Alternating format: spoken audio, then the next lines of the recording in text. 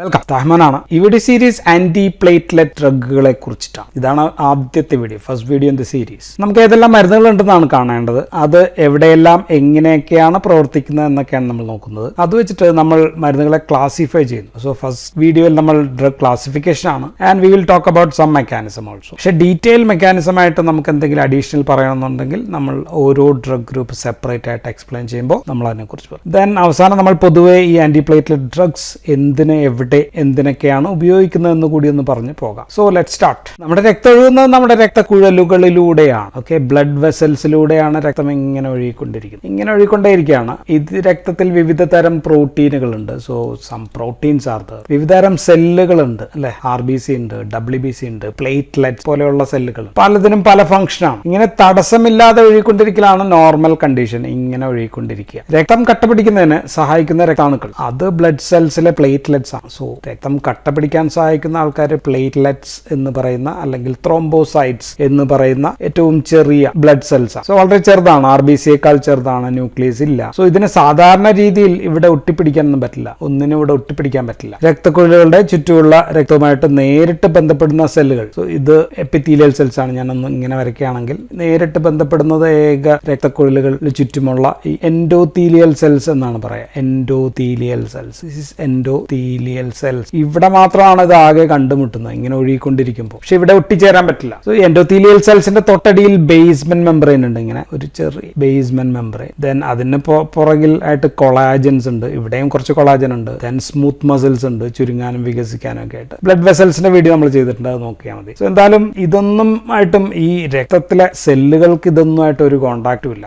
ആകെ രക്തക്കുഴലിലൂടെ മാത്രം ചുറ്റുമുള്ള എൻഡോത്തീലിയൽ സെൽസ് മാത്രമാണ്. അവയ്ക്ക് കണ്ണുണ്ടെങ്കിൽ നോക്കിയാൽ ആകെ അത് മാത്രമായിരിക്കും ജീവിതത്തിൽ കാണുക. അവിടെയാണെങ്കിലോ ഒട്ടിച്ചേരാനും പറ്റില്ല. സോ ഇങ്ങനെ എന്തുകൊണ്ടാണ് ഒട്ടിച്ചേരാത്തതിന് കാരണം ഈ എൻഡോത്തീലിയൽ സെൽസ് വെറുതെ ഇരിക്കുകയല്ല, they are producing certain chemical. ചില കെമിക്കൽസ് ഉണ്ട്. ഒന്ന് നൈട്രിക് ഓക്സൈഡ് ആണ്. നൈട്രിക് ഓക്സൈഡിന് വേറെ പണ്ടത്തെ പേര് എൻഡോത്തീലിയൽ ഡിറൈവ്ഡ് റിലാക്സിംഗ് ഫാക്ടർ എന്നൊക്കെ പറയും. നമ്മളിപ്പോ നൈട്രിക് ഓക്സൈഡ് ആണ്. Then another one is PGI2 or prostaglandin I2, പ്രോസ്റ്റാസൈക്ലിൻ. So ഇതൊക്കെ കൊണ്ടിട്ടാണ് ഇവിടെ ഒട്ടിച്ചേരാത്ത, അല്ലെങ്കിൽ സംഭവം കൂടെ ഒന്ന് ഒട്ടിച്ചേർന്നതന്നെ. സോ രക്തം ഇങ്ങനെ കട്ട പിടിക്കാതെ, പ്ലേറ്റ്ലെറ്റ് ഒട്ടിച്ചേരാതെ ഇങ്ങനെ ഒഴുകി പോകുന്നതാണ് നോർമൽ അവസ്ഥ. പക്ഷെ ചില അവസ്ഥയിൽ ഇതിന് മാറ്റം വരും. പ്ലേറ്റ്ലെറ്റ്സുകൾ ഇവിടെ വന്ന് ഒട്ടിച്ചേരാകുന്ന ചില അവസ്ഥകൾ വരാം. ഓക്കെ, സോ ഇത് ആത്യന്തികമായിട്ട് പ്ലേറ്റ്ലെറ്റ്സുകൾ ഇങ്ങനെ ഒട്ടിച്ചേർന്ന് കഴിഞ്ഞാൽ കൂടുതൽ പ്ലേറ്റ്ലെറ്റുകൾ ഒട്ടിച്ചേരുകയും അങ്ങനെ ഇവിടെ ഒരു തടസ്സം ഉണ്ടാക്കുകയും ചെയ്യും. ഉദാഹരണം ഇപ്പോൾ ഈ ബ്ലഡ് വെസൽ തന്നെ എടുക്കാം. ഇവിടെ ഒരു അത്തീറോസ്ക്ലീറോട്ടിക് ലീഷൻ ഉണ്ടെന്ന് വിചാരിക്കുക. അത്തീറോസ്ക്ലീറോസ് നമുക്കറിയാം കൊളസ്ട്രോൾ അങ്ങനെ കൂടി ഉണ്ടാവുന്നതാണ്. അതിനെപ്പറ്റി പിന്നെ പറയാം. എന്തായാലും ഇവിടെ ഒരു ലീഷൻ ഉണ്ടെന്ന് വിചാരിക്കുക. ഇങ്ങനെ ഒരു ലീഷൻ ഉണ്ട് രക്തക്കുഴലുകളിൽ. സോ എന്ത് സംഭവിക്കും? രക്തം അപ്പം ഇങ്ങനെ ഒഴുകേണ്ടി വരും. ഇപ്പം ഇങ്ങനെ ഒഴുകുമ്പോൾ ഇവിടെ എന്തായിരിക്കും? പ്രഷർ കൂടുതലായിരിക്കും അല്ലെ. എവിടെയെങ്കിലും ചുരുങ്ങിയിരിക്കുകയാണെങ്കിൽ അവിടെ രക്തത്തിന് പ്രഷർ കൂടുതലായിരിക്കും. സോ പ്രഷർ ഇങ്ങനെ കൂടുതലുണ്ടാകുമ്പോൾ ഒഴുകുമ്പോൾ വിയർ ആൻഡ് ടിയർ ഉണ്ടാവും, നല്ല ടിയർ ഉണ്ടാവും. അപ്പോൾ ഇവിടെയുള്ള എൻഡോത്തീലിയൽ സെൽസിന് അത് ദോഷം ഉണ്ടാകും. എൻഡോത്തീലിയൽ സെൽസിന് മുറിവുണ്ടാക്കും. എൻഡോത്തീലിയൽ സെൽസിന് നേരത്തെ മുറിവൊന്നും ഇല്ലായിരിക്കുമ്പോഴാണ് ഒട്ടിച്ചേരാതിരുന്നത്. പക്ഷെ ഇപ്പൊ ഇത് മുറിവുണ്ടെന്ന് വിചാരിക്കാം. മുറിവുണ്ടെങ്കിൽ പ്ലേറ്റ്ലെറ്റ്സുകൾക്ക് വന്ന് ഒട്ടിച്ചേരാനായിട്ട് പറ്റും. ഇതൊരു സംഭവങ്ങളുടെ തുടക്കമാണ്. സോ ഇപ്പോ MI, myocardial infarction, heart attack, okay, അല്ലെങ്കിൽ സ്ട്രോക്ക്, അല്ലെങ്കിൽ ചില രക്തക്കുഴൽ പരിശോധന, ഇങ്ങനെയൊക്കെ ചെയ്യുമ്പോഴത്തേക്കും വേണമെങ്കിൽ ഇങ്ങനെയുള്ള ചെറിയ ലീഷൻസ് ഉണ്ടാകാം, രക്തം കട്ടപിടിക്കാം. സോ ഇത്തരം പ്രശ്നങ്ങൾ തടയുക, ഇങ്ങനെയുള്ള കട്ടപിടിക്കൽ തടയുകയും രക്തപ്രവാഹം സുഗമമായിട്ട് നടത്താനുമായിട്ടാണ് നമ്മൾ എന്ത് ഉപയോഗിക്കുക? So we use anti platelet drugs. അതിന് വേണ്ടിയിട്ടാണ് ഉപയോഗിക്കുക. സാധാരണ രീതിയിൽ കട്ടപിടിക്കാൻ പാടില്ല, ഓക്കെ, പക്ഷെ കട്ടപിടിച്ചാൽ അത് തടയുക എന്ന ഉദ്ദേശത്തോടു കൂടി, അല്ലെങ്കിൽ ഭാവിയിൽ കട്ടപിടിക്കരുത് എന്ന ഉദ്ദേശത്തോടു കൂടി നമ്മൾ കൊടുക്കുന്ന മരുന്നുകളാണ് ആന്റി പ്ലേറ്റ്ലെറ്റ് ഡ്രഗ്സ് എന്ന് പറയും. ഓ, ഇത് പറയണമെങ്കിൽ ആന്റി പ്ലേറ്റ്ലെറ്റ് ഡ്രഗ്സ് എവിടെയൊക്കെ എങ്ങനെയൊക്കെ പ്രവർത്തിക്കുന്നു എന്ന് പറയണമെങ്കിൽ, എന്നറിയണമെങ്കിൽ നോർമലായിട്ട് അല്ലെ, ഇപ്പൊ ഒരു രക്തക്കുഴലിനൊരു മുറിവ് പറ്റിക്കഴിഞ്ഞാൽ അവിടെ എന്ത് സംഭവിക്കുന്നു എന്ന് നമുക്കറിയണം. അവിടെ സംഭവിക്കുന്നതാണ് നമ്മൾ തടഞ്ഞിട്ട് ആന്റി പ്ലേറ്റ്ലെറ്റ്സ് കൊണ്ട് നമ്മൾ രക്തം കട്ടപിടിക്കാതെ നോക്കുന്നത്. സോ നമ്മൾ ഉപയോഗിക്കുന്ന ഓരോ മരുന്നുകളും ആ പ്രോസസ്സിന്റെ, ഈ രക്തം കട്ടപിടിക്കുന്ന ക്ലോട്ടിംഗ് പ്രോസസ്സിന്റെ എവിടെയെല്ലാമാണ് ഇടപെടുന്നതെന്ന് നമ്മൾ അറിഞ്ഞിരിക്കും. സോ അത് പറയാനായിട്ട് ഈ മെക്കാനിസം നമുക്ക് പറയേണ്ടി. ഇനി നമുക്ക് ആദ്യം ഈ രക്തക്കുഴലുകൾ മുറിഞ്ഞു എന്ന് കരുതാം. ഓക്കെ, രക്തക്കുഴലുകൾ ഇങ്ങനെ ഇരിക്കുകയാണ്. സോ ഇത് മുറിഞ്ഞു, ഓക്കെ, മുറിഞ്ഞു, ഇവിടെ മുറിഞ്ഞു കിടക്കുകയാണ്, ഇവിടേക്ക് മുറിഞ്ഞു കിടക്കുകയാണ്. ഇതൊന്നും വലിയ കുഴപ്പമില്ല. So these are endothelial cells. എന്ത് പറ്റും? സ്വാഭാവികമായിട്ട് ബ്ലഡ് ഇവിടെ നിന്ന് ഇങ്ങോട്ടേക്ക് ഒഴുകും. ദാറ്റ് ഈസ് ക്വൈറ്റ് നാച്ചുറൽ അല്ലേ. സോ എൻഡോത്തീലിയൽ സെൽസിനാണ് മുറിവ്. സോ ഇതിനോടിലൂടെ രക്തം താഴത്തേക്ക് വരുന്നു. രക്തക്കുഴലിന്റെ അടിയിൽ, എൻഡോത്തീലിയൽ സെൽസിന്റെ അടിയിൽ നമ്മൾ പറഞ്ഞു ബേസ്മെന്റ് മെംബ്രെയിൻ ഉണ്ട്. ദെൻ പിന്നെയും അതിന്റെ അടിയിൽ ഇവിടെയും കൊളാജൻ ഉണ്ട്, ഇവിടെയും കൊളാജൻ ഉണ്ട്. ഓക്കെ, ദെൻ ഇതിനകത്ത് സ്മൂത്ത് മസിൽസ് ഒക്കെ ഉണ്ട് കേട്ടോ. ഇങ്ങനെയുള്ള സാധനങ്ങളൊക്കെ ഇവിടെ ഉണ്ട്. സോ പ്ലേറ്റ്ലെറ്റ്സ് ഇങ്ങോട്ട് വരികയാണ്. പ്ലേറ്റ്ലെറ്റ്സ് ഇവിടെ എത്തി, ചെറിയ പ്ലേറ്റ്ലെറ്റുകൾ ഇവിടെ എത്തുമ്പോൾ ആദ്യമായിട്ട് കണ്ടുമുട്ടുകയാണ്. ആരെയാണ് കണ്ടുമുട്ടുന്നത്? കൊളാജിനെ കണ്ടുമുട്ടും. ദെൻ ഈ സെല്ലിന്റെ അല്ലെങ്കിൽ കൊളാജിനകത്ത് ഉള്ള വേറൊരു ഫാക്ടർ ഉണ്ട്, അതിനെ നമുക്ക് വോൺ വില്ലിബ്രോൺ ഫാക്ടർ VWF എന്ന് എഴുതാം. ദെൻ കൊളാജിൻ, ഇത് കൊളാജിൻ ആണെന്ന് കരുതുക, ഇവിടെയും കണ്ടുമുട്ടും. So platelets is now in contact or platelets are now exposed to two factors. One is collagen and second is von Willebrand factor. So സ്വാഭാവികമായിട്ട് ഇത് അറ്റാച്ച് ചെയ്യും. സോ പ്ലേറ്റ്ലെറ്റ്സിനകത്ത് ഇത് അറ്റാച്ച് ചെയ്യാനായിട്ട് ഇപ്പം നമുക്കിനി കൊളാജിൻ വരയ്ക്കാം. ഇത് കൊളാജിൻ ആണെന്ന് കരുതുക, ഇത് പ്ലേറ്റ്ലെറ്റ് ആണെന്ന് കരുതുക. പ്ലേറ്റ്ലെറ്റിനകത്ത് ഒരു പ്രോട്ടീൻ ഉണ്ട്. ഈ പ്രോട്ടീന്റെ പേര് GP1A എന്നാണ്. GP1A മീൻസ് ഗ്ലൈക്കോപ്രോട്ടീൻ 1A മൂലം കൊളാജിനുമായിട്ട് ഒട്ടിച്ചേരും. ഇനി പ്ലേറ്റ്ലെറ്റ്സിന് പുറത്ത് തന്നെ വേറൊരാൾ കൂടിയുണ്ട്. ആ പ്രോട്ടീന്റെ പേര് GP1B എന്നാണ്. GP1B ഒട്ടിച്ചേരുന്നത് വോൺ വില്ലിബ്രോൺ ഫാക്ടർ ആയിട്ടാണ്, VWF ആയിട്ട് ഒട്ടിച്ചേരും. സോ പ്ലേറ്റ്ലെറ്റ്സിന്റെ സർഫസിലുള്ള രണ്ട് പ്രോട്ടീൻ ഉണ്ടായിരുന്നു, ഒന്ന് GP1A, ഒന്ന് GP1B. ഇത് രണ്ടും ഒന്ന് കൊളാജിനുമായിട്ട് ഒട്ടിച്ചേരുന്നു, ഒന്ന് വോൺ വില്ലിബ്രോൺ ഫാക്ടറുമായിട്ട് ഒട്ടിച്ചേരും. സോ ഇത്രയും നാൾ ഇവയൊന്നും കാണാതിരിക്കുന്ന പ്ലേറ്റ്ലെറ്റ്സ് ആയിരുന്നു, ഇപ്പോൾ ഇവിടെ ഒന്ന് ഒട്ടിച്ചേരുകയാണ്. സോ ഈ പ്രോസസ്സിനെ ഫസ്റ്റ് സ്റ്റെപ്പ്, ഇതിനെ നമുക്ക് പ്ലേറ്റ്ലെറ്റ്, ഫസ്റ്റ് സ്റ്റെപ്പിനെ പ്ലേറ്റ്ലെറ്റ് അഡ്ഹെഷൻ എന്ന് പറയാം. Adhesion of platelets. പ്ലേറ്റ്ലെറ്റ്സ് വന്ന് ഒട്ടിച്ചേരുന്നു. പ്ലേറ്റ്ലെറ്റ് അറ്റാച്ച്മെന്റ് എന്ന് വേണമെങ്കിലും എഴുതാം, പ്ലേറ്റ്ലെറ്റ് അറ്റാച്ച്മെന്റ് എന്നും എഴുതാം. സോ ഇപ്പോൾ ഇവിടെ പ്ലേറ്റ്ലെറ്റ് വന്നിരിക്കുമ്പോഴത്തേക്കും ഇവിടെ സ്വാഭാവികമായിട്ടും ചെറിയൊരു തടസ്സം വന്നു കഴിഞ്ഞു, അല്ലെ, പ്ലേറ്റ്ലെറ്റ് നിറഞ്ഞു. ഓക്കെ, പക്ഷെ ഇതുകൊണ്ട് മാത്രം കാര്യം നടക്കുന്നില്ല, തടസ്സം അത്ര സ്ട്രോങ് അല്ല. അപ്പൊ ഇവിടേക്ക് ഇനി ആര് വരണം? കൂടുതൽ പ്ലേറ്റ്ലെറ്റ്സ് എത്തണം. കൂടുതൽ പ്ലേറ്റ്ലെറ്റ്സ് വരുന്നതിനെ നമ്മൾ പ്ലേറ്റ്ലെറ്റ് റിക്രൂട്ട്മെന്റ് എന്നാണ് പറയാ. പ്ലേറ്റ്ലെറ്റ്സിനെ റിക്രൂട്ട് ചെയ്യണം. ആര് റിക്രൂട്ട് ചെയ്യും? ഇവിടെ എത്തിയ പ്ലേറ്റ്ലെറ്റ്സുകൾ തന്നെ ആയിരിക്കും കൂടുതൽ ഇവയെ റിക്രൂട്ട് ചെയ്യുക. അതിനെന്ത് ചെയ്യണം എന്ന് ചോദിച്ചു കഴിഞ്ഞാൽ, ഈ പ്ലേറ്റ്ലെറ്റ് കൊളാജിനുമായിട്ട് ഇങ്ങനെ ഒട്ടിച്ചേരുമ്പോൾ, സോ പ്ലേറ്റ്ലെറ്റ്സ് കൊളാജിനുമായിട്ട് ഒട്ടിച്ചേരുന്നു, അല്ലെങ്കിൽ കൊളാജിൻ പ്ലേറ്റ്ലെറ്റുമായിട്ട് ഒട്ടിച്ചേരുമ്പോൾ ഈ പ്ലേറ്റ്ലെറ്റിന്റെ സെൽ മെംബ്രെയിനിൽ നിന്ന്, പ്ലേറ്റ്ലെറ്റിന്റെ cell membrane means phospholipid bilayer ആണ്. എല്ലാ സെൽ മെംബ്രെയിനും ഫോസ്ഫോലിപ്പിഡ് ബൈലെയർ. ഫോസ്ഫോലിപ്പിഡ് ബൈലെയറിനകത്ത് ഒരുപാട് ഫോസ്ഫോലിപ്പിഡ് ഉണ്ടാകും. അതിൽ ഒരു പ്രധാനപ്പെട്ട ആളാണ് അരാക്കിഡോണിക് ആസിഡ്. സോ ഈ അരാക്കിഡോണിക് ആസിഡ് പുറത്തേക്ക് എത്തും. അരാക്കിഡോണിക് ആസിഡിനെ കോക്സ് എന്ന് പറയുന്ന ഒരു എൻസൈം വഴി ആക്ട് ചെയ്യാണ്. സോ അരാക്കിഡോണിക് ആസിഡ് കോക്സ്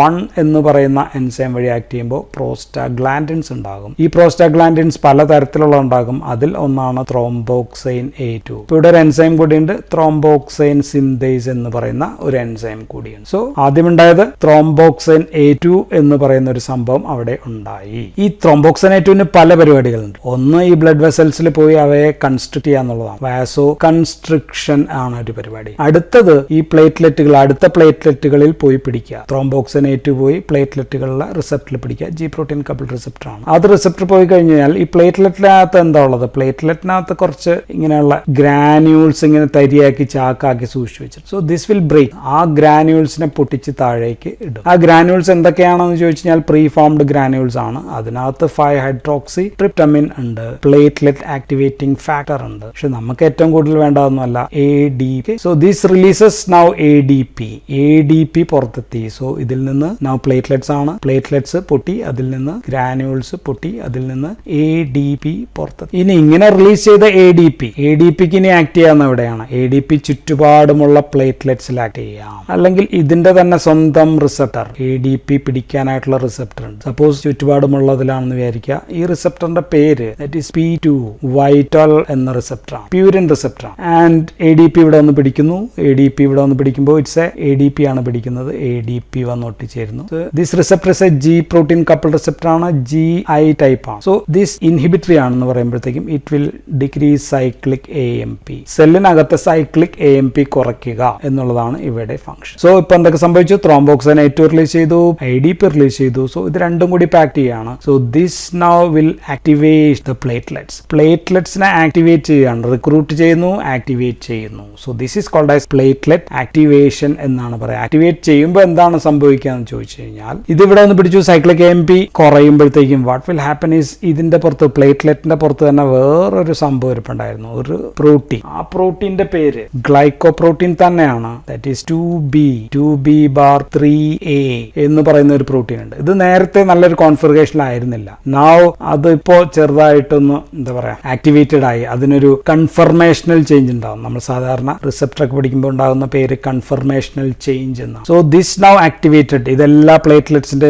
മുകളിൽ ഉണ്ടെന്ന് വിചാരിക്കും. ഇപ്പൊ ഒരെണ്ണമല്ല കേട്ടോ, GP2B3A ഇങ്ങനെ അങ്ങോട്ട് ആക്ടിവേറ്റ് ആവുന്നു എന്ന് വിചാരിക്കും. So now the cell began to express more GP2B3A. ഈ GP2B3Aയുടെ ഫംഗ്ഷൻ എന്താണ് എന്ന് ചോദിച്ചു കഴിഞ്ഞാൽ അതിനപ്പോൾ ഇവിടെ നിന്ന് വേറൊരാൾ കൂടി ഇവിടെ എത്തിയിട്ടുണ്ട്. ബ്ലീഡിംഗ് ഉണ്ടായപ്പോൾ ഇവിടെ വേറൊരാൾ കൂടി എത്തിയിട്ടുണ്ടായിരുന്നു. അയാളുടെ പേര് ഫൈബ്രിൻ എന്നാണ്. നമ്മൾ കഥ പറയുന്നത് പ്ലേറ്റ്ലെറ്റിന്റെ കഥയാണ്, പക്ഷെ അവിടെ വേറൊരു കഥകൾ കൂടി നടക്കുന്നുണ്ട്, ക്ലോട്ടിംഗ് പാത്വേസ് കൂടി നടക്കുന്നുണ്ട്. എന്തായാലും ഫൈബ്രിൻ ഇവിടെ എത്തി. ഓക്കെ, ഫൈബ്രിൻ എന്ത് ചെയ്യാം എന്ന് ചോദിച്ചു കഴിഞ്ഞാൽ ഇതൊരു പ്ലേറ്റ്ലെറ്റ് ആണെന്ന് കരുതുക, ഇത് വേറൊരു പ്ലേറ്റ്ലെറ്റ് ആണ്, ഇത് വേറൊരു പ്ലേറ്റ്ലെറ്റ്, ഇത് വേറൊരു പ്ലേറ്റ്ലെറ്റ്. ഇതിനെന്തുണ്ട്? ഇതിന് ഗ്ലൈക്കോപ്രോട്ടീൻ 2B3 ഉണ്ട്, ഇതിനും ഉണ്ട്, ഇതിന് ഇവിടെ ഉണ്ട്, ഇതിന് ഇവിടെ ഉണ്ട്, ഇതിന് ഇവിടെ ഉണ്ട്, ഇതിന് ഇവിടെ ഉണ്ട്, ഇവിടെ ഉണ്ട്, ഇഷ്ടംപോലെ ഉണ്ട്, സ്ഥലങ്ങളിലൊക്കെ ഉണ്ടെന്ന് വിചാരിക്കും. ഓക്കെ, ഫൈബ്രിൻ ഞാൻ ഇപ്പോൾ വെറുതെ വരയ്ക്കുകയാണ്, ഉരുണ്ട ഇങ്ങനെ വരയ്ക്കുകയാണെങ്കിൽ ഈ ഫൈബ്രിന് ഇവിടെ ഒന്നും ബൈൻഡ് ചെയ്യാം, ഇവിടെ ഒന്നും ബൈൻഡ് ചെയ്യാം, ഇവിടെ ഒന്ന് ബൈൻഡ് ചെയ്യാം, ഇവിടെ ബൈൻഡ് ചെയ്യാം, ഇവിടെ ബൈൻഡ് ചെയ്യാം, ഇവിടെ ബൈൻഡ് ചെയ്യാം, ഇവിടെ ബൈൻഡ് ചെയ്യാം, ഇവിടെ ബൈൻഡ് ചെയ്യാം, ഇവിടുന്ന് വേണമെങ്കിൽ ബൈൻഡ് ചെയ്യാം. സോ ഗ്ലൈക്കോപ്രോട്ടീൻ 2B3A ഉണ്ടെങ്കിൽ ഫൈബ്രിനെ ഇങ്ങനെ വന്നിട്ട് ബൈൻഡ് ചെയ്യാം. ഇപ്പൊ എന്ത് സംഭവിച്ചത്?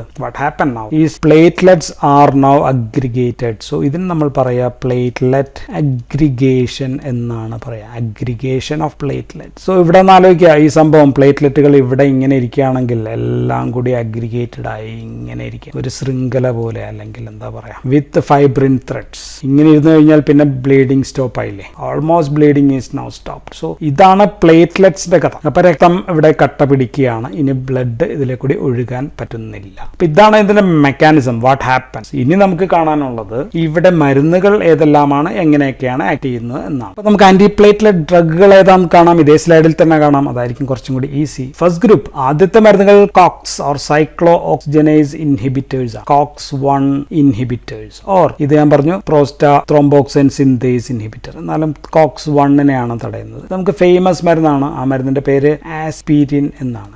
ആസ്പിരിൻ നമ്മൾ ഉപയോഗിക്കുന്ന എപ്പോഴും പറയേണ്ടത് ലോ ഡോസ് ആസ്പിരിൻ എന്ന് പറയണം, കാരണം ആസ്പിരിൻ ഹൈ ഡോസിന് വേറെയും ഒരുപാട് ആക്ഷൻസ് ഒക്കെ ഉണ്ട്. ഇവിടെ നമ്മൾ ഉപയോഗിക്കുക സാധാരണ 75 മില്ലിഗ്രാം മുതൽ ഒരു 150 വരെയൊക്കെ മതി, എന്നാലും ബിലോ 350 മില്ലിഗ്രാം ആണ് ലോ ഡോസ് ആസ്പിരിൻ എന്ന് പറയും. അപ്പൊ എന്താ സംഭവിക്കുക? ഇവിടെ ത്രോംബോക്സിൻ A2 ഇല്ല. ത്രോംബോക്സിൻ A2 ഇല്ലെങ്കിൽ ബാക്കി എല്ലാ സ്റ്റെപ്പുകളും നിൽക്കുകയാണ്, വാസോ കൺസ്ട്രക്ഷൻ തൊട്ട് എല്ലാം നിൽക്കും. ഇനി രണ്ടാമത്തെ ഗ്രൂപ്പ് ഓഫ് മരുന്ന്, ഇവയെ നമ്മൾ പറയുക ഇവിടെയാണ് ആക്ട് ചെയ്യുക, they are acting in the P2Y12. P2Y12 എന്തിന്റെ റിസപ്റ്റർ ആണ്? ADP റിസപ്റ്റർ ആണ്. അപ്പൊ P2Y12 ആന്റഗോണിസ്റ്റ് എന്ന് വിളിക്കാം, അതൊരു പേരാണ്. അല്ലെങ്കിൽ നമുക്ക് വിളിക്കാവുന്നത് ADPയുടെ റിസപ്റ്റർ ആണ്, റിസപ്റ്റർ ബ്ലോക്കേഴ്സ് എന്ന് വിളിക്കാം. ഏതെല്ലാമാണ് ആ മരുന്നുകൾ? രണ്ട് ഗ്രൂപ്പ് ഓഫ് മരുന്നുകളുണ്ട്. ഒന്ന് they are inhibiting irreversible blockers ഉണ്ട്, ദെൻ റിവേഴ്സിബിൾ ആയിട്ട് കുറച്ച് കഴിയുമ്പോഴത്തേക്കും ആ ബ്ലോക്കിംഗ് നിൽക്കുന്ന തരം മരുന്ന്. ഇറിവേഴ്സിബിൾ എക്സാമ്പിൾ ഫേമസ് ടിക്ലോപിഡിൻ ആണ്, ക്ലോപിഡിൻ. പക്ഷെ ഇത് അധികം ഉപയോഗത്തിൽ ഇപ്പൊ ഉണ്ടോ എന്ന് ചോദിച്ചാൽ കുറവാണ്, കാരണം പുതിയ ലേറ്റസ്റ്റ് വൺ ഈസ് ക്ലോപ്പിഡോഗ്രൽ. ഇത് സാധാരണക്കാർക്ക് വരെ അറിയാവുന്ന, വയസ്സായിട്ടുള്ള ആൾക്കാർക്ക് എല്ലാം അറിയാവുന്ന ഒരു മരുന്നാകും ക്ലോപ്പിഡോഗ്രൽ. ദെൻ പ്രാസുഗ്രൽ, നോക്കുക എല്ലാം ഗ്രൽ, ഇത് രണ്ടും ഗ്രല്ലിലാണ് അവസാനിക്കുന്നത്, ആദ്യത്തെ മാത്രമുള്ള ടിക്ലോപ്പിഡിൻ. ഇതെല്ലാം ഓറൽ, വായിലൂടെ കൊടുക്കാൻ കഴിയുന്ന മരുന്നാണ്. ആസ്പിരിനും ഓറലാണ് കൊടുക്കുക. ഇനി റിവേഴ്സിബിൾ ഏതാണ് എന്ന് വെച്ച് കഴിഞ്ഞാൽ റിവേഴ്സിബിൾ ഈസ് ഗ്രിലോറിലാണ് അവസാനിക്കുക. ഇത് ഓറലായിട്ട് കൊടുക്കുന്ന മരുന്നാണ്. ദെൻ IV ആയിട്ട് കൊടുക്കുന്ന ഒരു മരുന്നുണ്ട് കാൻഗ്രിലോർ. IV ആയിട്ട് സാറിന് എപ്പോഴായിരിക്കും കൊടുക്കുക? എന്തെങ്കിലും ആൻജിയോപ്ലാസ്റ്റി ചെയ്യണമെങ്കിലോ അല്ലെങ്കിൽ PTCA പോലുള്ള പ്രൊസീജിയേഴ്സ് ഒക്കെ ചെയ്യുമ്പോഴായിരിക്കും IV ആയിട്ട് നമ്മൾ കൊടുക്കുക. ആൻഡ് ഇത് മൊത്തത്തിൽ ഈ ഗ്രൂപ്പിന് നമുക്ക് തീനോപിരിഡിൻസ് എന്ന് വിളിക്കാം, തീനോപിരിഡിൻ. ആൻഡ് TCP ഓർക്കാം, ഇവിടെയും TCP, ഇവിടെ TC ഉണ്ട്, ഇവിടെയും ഉണ്ട് TC ഉണ്ട്, ഓർത്തിരിക്കാനായിട്ട്. So one is reversible, second is irreversible. ഇനി മൂന്നാമത്തെ ഗ്രൂപ്പ് ഓഫ് മരുന്ന് ഇവിടെയാണ് ആക്ട് ചെയ്യുക. ഇതെന്തുവായിരുന്നു? This is GP2B3A. അതിനെ ബ്ലോക്ക് ചെയ്യുന്ന ഓർ അതിനെ തടയുന്ന തരം മരുന്നുകളാണ്. സോ ഇതെന്തായിരിക്കും? പ്ലേറ്റ്ലെറ്റ് അഗ്രിഗേഷൻ ഇൻഹിബിറ്റേഴ്സ് ആണ്. പ്ലേറ്റ്ലെറ്റ്സ് കൂട്ടം ചേരുന്നതിനെ തടയുകയാണ്. മരുന്നുകൾ ഏതാണെന്ന് ചോദിച്ചു കഴിഞ്ഞാൽ വൺ ഈസ് ഫിബാറ്റൈഡ് ആണ് ഒരു മരുന്ന്, എപ്പിഫിബാറ്റൈഡ്. ദെൻ അബ്സിക്സിമാബ്. മാബ് എന്ന് കേൾക്കുമ്പോൾ തന്നെ അറിയാം അത് മോണോക്ലോണൽ ആന്റിബോഡിയാണ്. മൂന്നാമത്തത് ടൈറോ എന്ന് പറയാം, ടിറോ എന്ന് പറയാം, ഇഷ്ടമുള്ള രീതിയിൽ പറയും, ടൈറോഫിബാൻ. ഈ മൂന്ന് ഡ്രഗും IV ആയിട്ട് കൊടുക്കുന്നതാണ്. അപ്പോൾ പ്രൊസീജിയേഴ്സിനൊക്കെ ആയിരിക്കും നമ്മൾ സാധാരണ ഉപയോഗിക്കുക. സോ ഇതാണ് തേർഡ് ഗ്രൂപ്പ് ഓഫ് മരുന്നുകൾ. തേർഡ് ഗ്രൂപ്പ് ഇവിടെ എഴുതി platelet aggregation inhibitors or GP2B3A inhibitors ആണ്. രണ്ടാമത്തത് P2Y12 ബ്ലോക്കേഴ്സ് ആണ്. ആദ്യത്തെ COX ഇൻഹിബിറ്റേഴ്സ് ആണ്. ഇനി നാലാമത്തത് P2Y12 ADP വന്ന് പിടിച്ചു കഴിഞ്ഞാൽ സൈക്ലിക് AMP കുറയും എന്ന് പറഞ്ഞു. അല്ലാതെ നമുക്ക് സൈക്ലിക് AMP കുറച്ചാലോ?